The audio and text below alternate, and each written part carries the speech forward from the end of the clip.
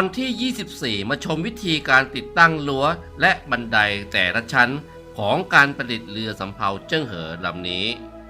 สวัสดีครับผมชเวงโลเจริญสุขเกษมหรือในแบรนด์ของชเวงชิปโมเดลเพื่อไม่ให้เสียเวลาไปชมเนื้อหาขั้นตอนของการผลิตกันเลยและอย่าเพิ่งปิดคลิปไปไหนเพราะช่วงท้ายคลิปจะมีรูปแบบเรือสวยๆที่มีความอลังการมาให้ชมกัน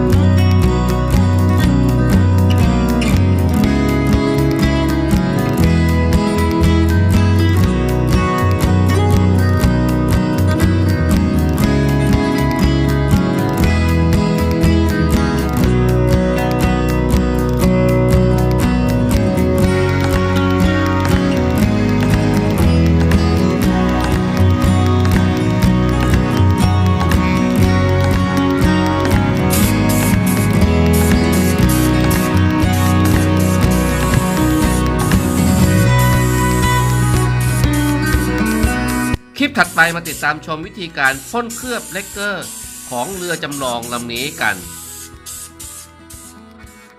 มาถึงช่วงท้ายคลิปกันแล้วขอแนะนำรูปแบบเรือสวยๆที่มีความยิ่งใหญ่อลังการงานสร้างที่เป็นเรือจากทุกประเทศทั่วโลกโดยการคัดสรรนำแบบเรือที่มีชื่อเสียงมีเกียรติประวัติที่ดีที่สุดของแต่ละประเทศมามอบให้กับท่านผู้ชมที่ชื่นชอบงานเรือโบราณโดยทางชเวงชิปโมเดลมีรูปแบบเรือที่สุดอลังการกว่า100รูปแบบเรือที่ทางทีมงานของชเวงชิปโมเดลสามารถผลิตตามต้นแบบด้วยความละเอียดปราณีตถูกต้องได้สัดส่วนเสมือนเรือจริงๆทุกประการโดยการควบคุมดูแลการผลิตจากครูช่างอย่างชเวงชิปโมเดลทุกขั้นตอนหากท่านผู้ชมสนใจในงานเรือโบราณสามารถติดต่อได้ตามเบอร์089-991-2901ได้เลยนะครับฝากทุกท่านช่วยกดถูกใจกดติดตามกดกระดิ่งให้ช่องชเวงชิปโมเดลเพื่อเป็นพลังกำลังใจในการทำคลิปเนื้อหาของเรือชเวงต่อไปขอบคุณครับ